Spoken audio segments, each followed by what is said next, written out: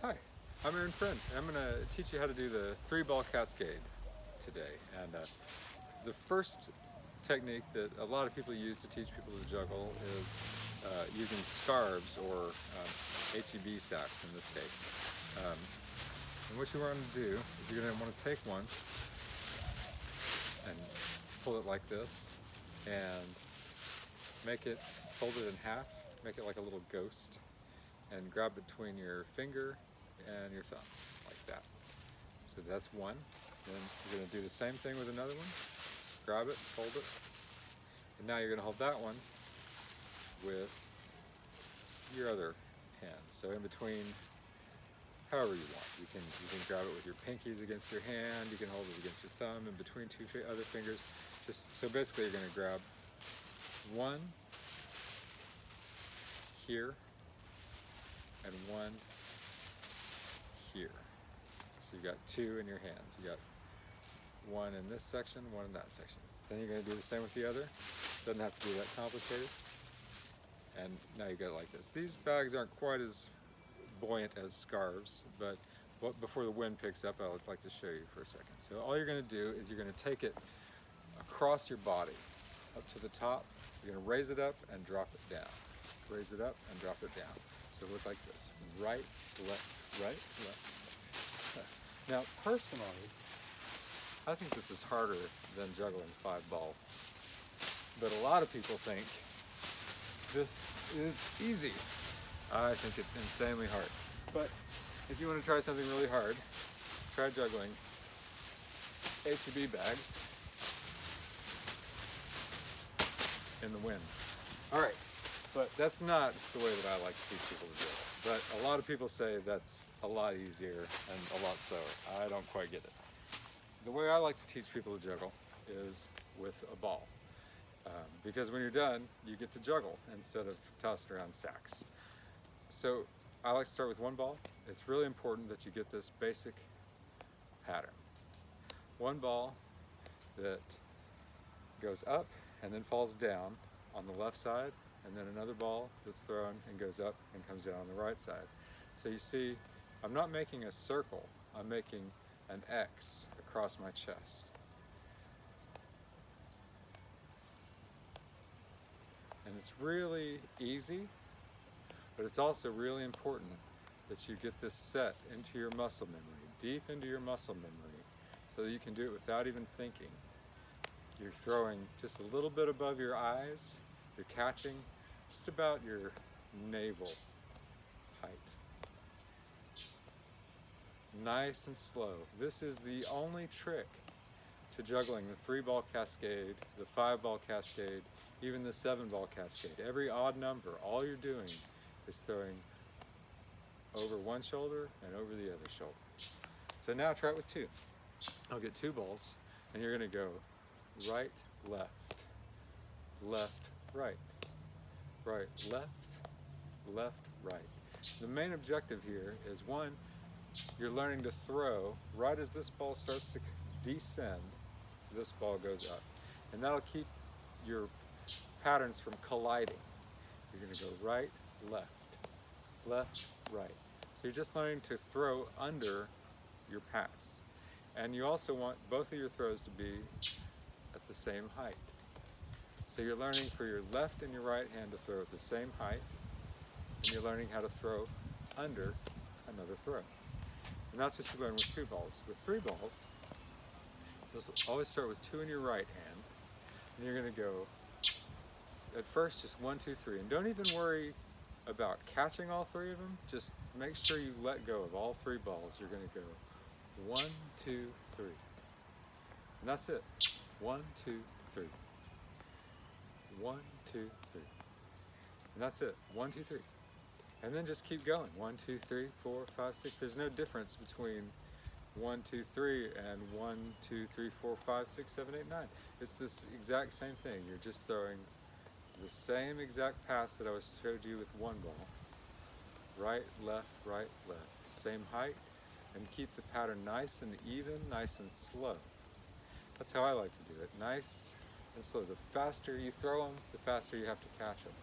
So if you keep everything at a reasonable height, and at a reasonable speed, juggling the 3-ball cascade is a lot of fun and pretty easy to do.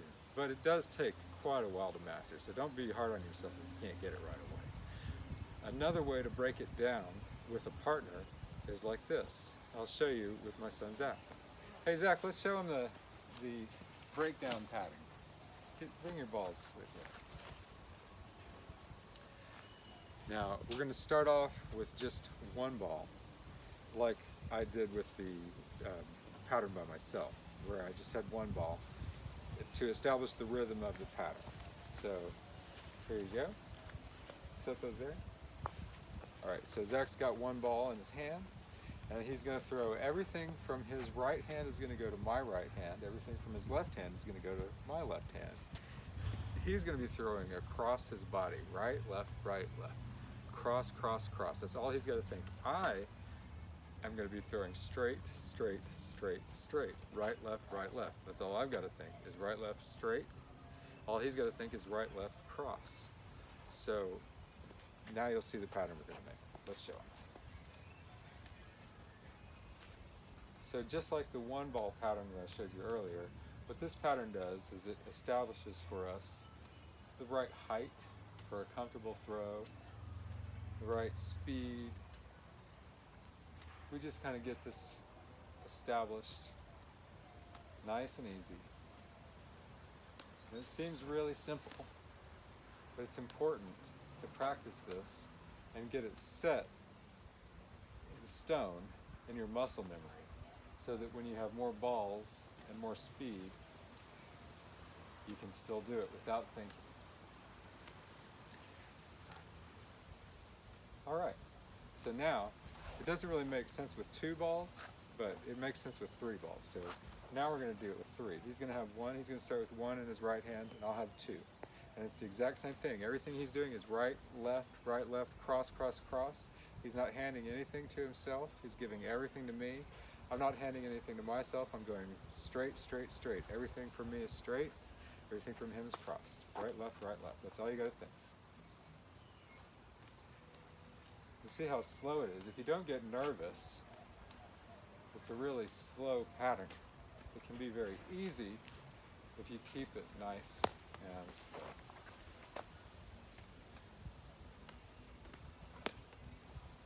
And you got to get really used to dropping. You know, there's no problem with dropping. Dropping is the most important skill in juggling. All right, let's show them the 5-ball pattern.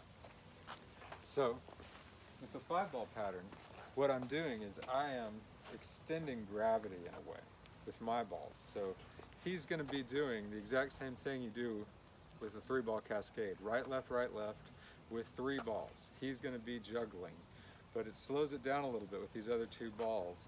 So I'm going to be throwing back to him the same way, straight, right, left. Everything I'm feeding him is straight. Everything he's throwing to me is cross, right, left. All he's doing is throwing to me, all I'm doing is throwing to him. No self-tosses. All right. A little bit slower. You see, this is important to establish earlier on that distance, because now it's really hard. Actually, we need to switch sides because the sun's in his eyes. So I'm going to stand on this side and it won't blind him. So let's see. There we go. There. Another thing is, if you're standing too tall, if you're taller than the person you're teaching, it helps to bend down to their height. Excellent, man. Great job. Let's do it one more time. So that's really it. I mean, this is a really fun game, and that's as far as you need to go with it. You can just keep on doing this all day long, and you do get better at it the more you practice. But it's not really about finishing, it's just about playing. Excellent, man, excellent. All right, so that's basically it.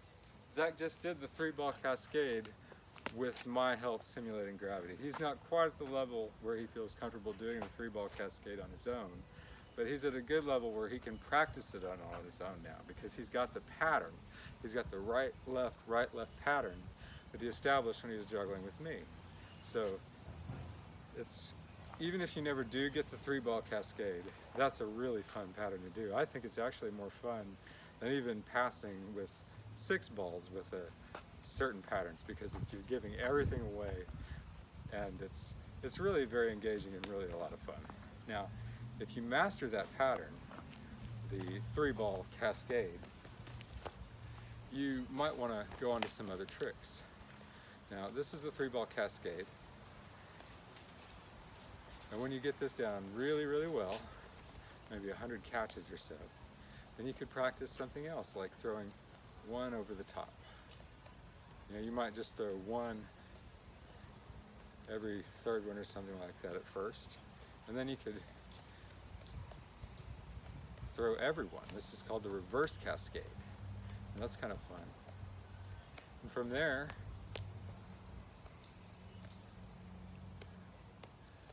you can do a lot of different tricks. You can do columns where they're all straight. You can move your hand around in those columns to add some interest. You can really drop a lot. That's one of my favorite tricks, as I said before. The more you drop, the more success you have in juggling, because the more balls you learn to juggle,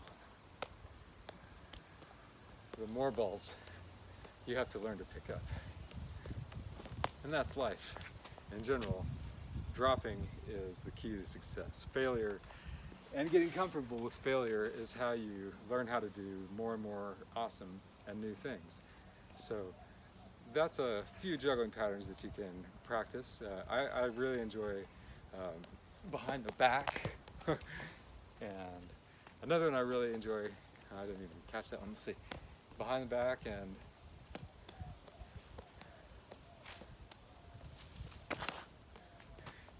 another one that's fun you can do with your eyes closed is you can bounce it off your chest. If you can feel it, you can close your eyes. If you can feel it, you don't have to see it.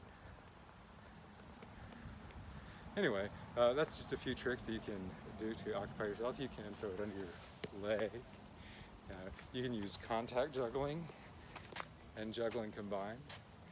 Let me show you a few contact juggling moves.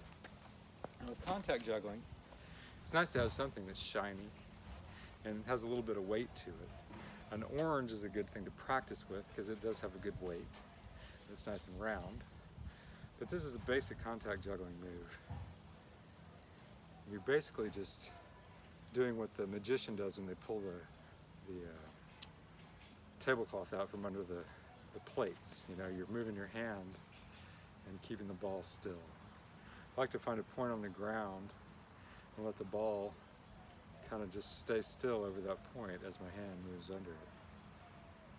It's nice to just move your fingers really slow, move the ball in your hand, and just feel, and then get a little bit faster as you get better at it. It looks pretty cool. And then it can translate into other tricks. It's the same idea of just feeling the ball.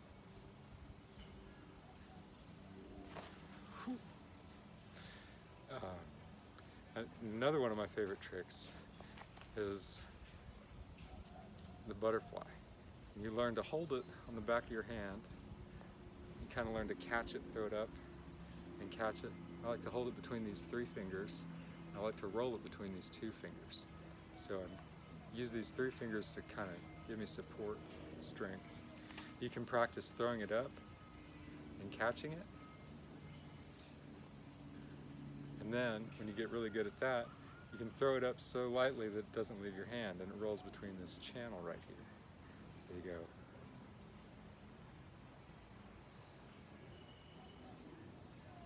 That's pretty fun. And it lends itself to a lot of variations as well.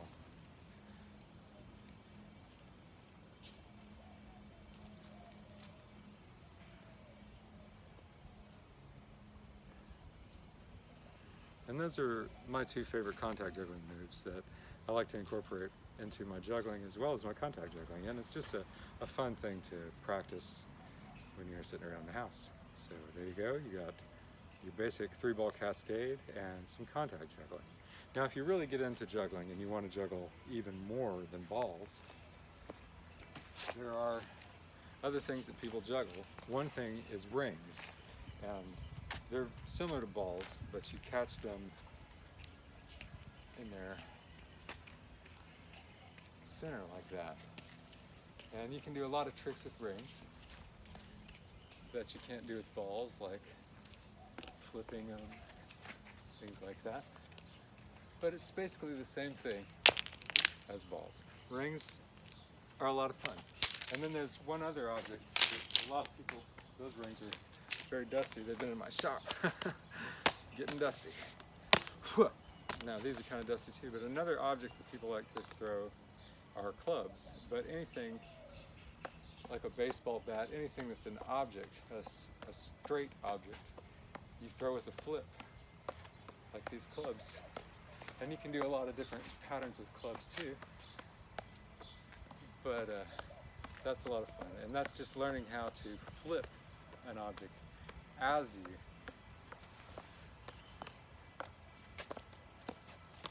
juggle. So that's about all I know about juggling, and I hope that you can take some of this and use it for yourself to have some fun. I'm Aaron Friend, and that was my son Zach Friend. Thanks for watching, and have a good day.